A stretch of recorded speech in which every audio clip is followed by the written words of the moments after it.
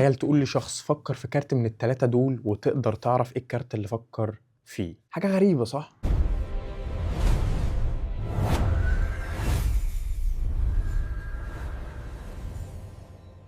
السلام عليكم ورحمة الله تعالى وبركاته، ازيكم عاملين ايه؟ يا رب تكونوا بخير وصحة وسلامة. رمضان كريم علينا وعليكم، وينعاد عليكم بالخير واليمن والبركات. آسف على التأخير، أنا كنت في صراع نفسي بين إن أنا أنزل تاني محتوى على يوتيوب ولا أكتفي بإن أنا ما اشرحش الخدعة دي. بحس إن أنا أوقات كده يا جماعة مش عارف هل الموضوع يستاهل، هل أنا بيجيلي الدعم اللي أنا مثلا متخيله فبالتالي هكمل، ولا لأ تحتفظ بالأسرار دي لنفسك، أو أي حاجة مثلا تألفها تخليها لنفسك وخلاص الموضوع خلص على كده. فاعذروني على التأخير، أنا بس محتاج دعمكم الفترة الجاية. وعلشان ما أطولش عليكم تعالوا ندخل في خدعة النهاردة. الخدعة دي أنا ألفتها عادي خالص الساعة 12 بالليل تقريبا، كنت قاعد بشرب تويست، وده مش إعلان لتويست عامة، وألفت الفكرة دي في حوالي نص ساعة تقريبا. قلت قشطة دي تبقى راجعة لليوتيوب إن أنا أبدأ أو أرجع اعمل تاني فيديوز توتوريالز او فيديوز شرح. فعشان ما اطولش عليكم تعالوا نشوف الخدعه ونشوف الشرح على طول. اول حاجه يا سيدي هتحتاج كوتشينه لونها ازرق وكوتشينه تانية لونها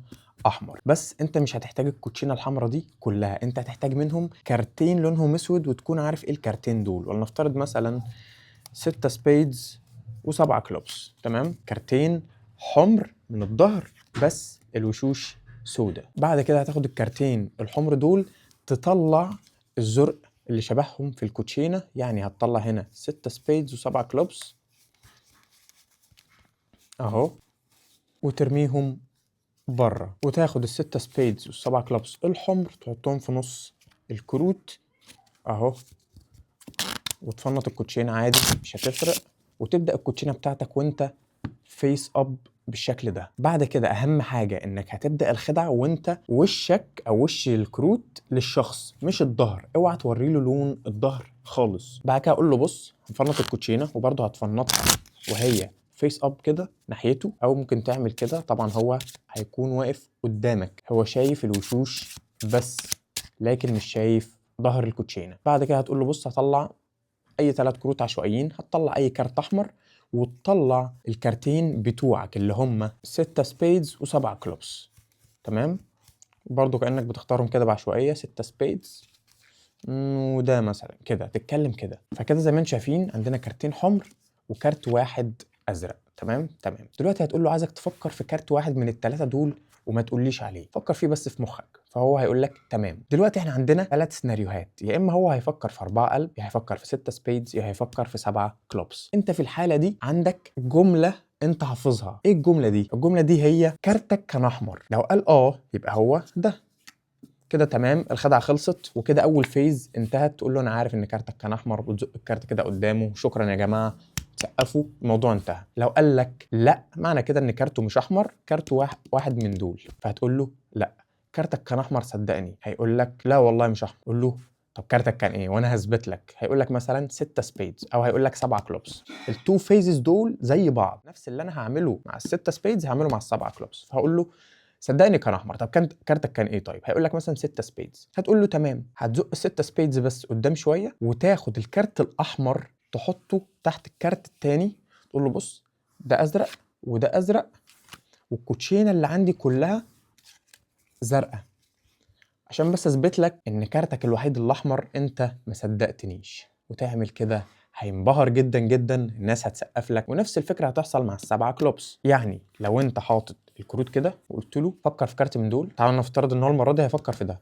هتقول له الجمله اللي احنا حافظينها، كارتك كان احمر. هيقول لك لا. قول له لا كان احمر صدقني. هيقول لك لا والله ما كانش احمر. هتقول له طب تمام قول لي يا عم كان ايه وانا اثبت لك ان هو كان احمر. هيقول لك ده 7 كلوبس. بتزق الكارت اللي هو قال عليه، تاخد الكارت الاحمر تحطه تحت، وبعد كده تقول له بص ده ازرق، وتسحب اللي فوق وتقول له ده ازرق. هو اللي انا عملته ايه؟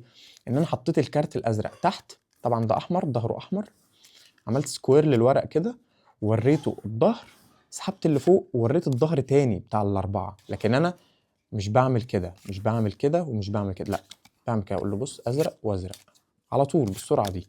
حركه لازم تتعودوا عليها وتتدربوا عليها كتير. اهم دول زرق ودول زرق.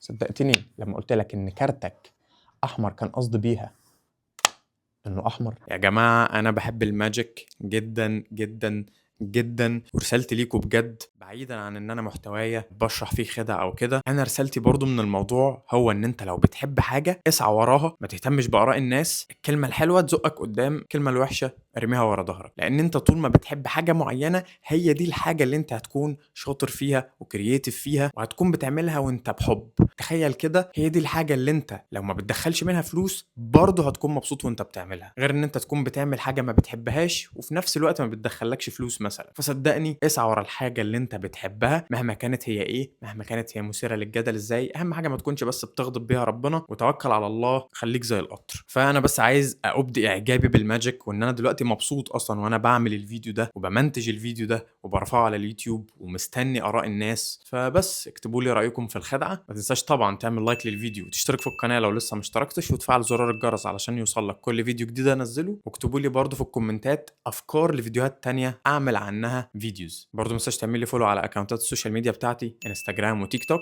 هناك بنزل محتوى حصري ومختلف وباخد اراء الناس في حاجات مختلفه عن يوتيوب طبعا. ولو انت حابب تاخد الماجيك بتاعك لليفل تاني بقى محترم، لو انت فعلا برفورمر جد او ساحر جد وحابب ان انت تطور المستوى بتاعك بشكل احترافي، فهسيب لك برضو في الديسكريبشن لينك الستور بتاعي عليه كل الخدع اللي انا الفتها اللي كانت سبب في انضمامي لاكبر مؤسسات الخداع البصري في العالم. الخدع دي للبرفورمرز او للماجيشنز الجادين فقط، الخدع اللي متسجله باسمي كلها من تاليفي من A to Z، خدع كلها اوريجينال. فهسيب لك لينكات كل الحاجات دي تحت في الديسكريبشن. بس كده، شكرا ليكم، ما تنسوش تصلوا على النبي، رمضان كريم علينا وعليكم، سلام عليكم.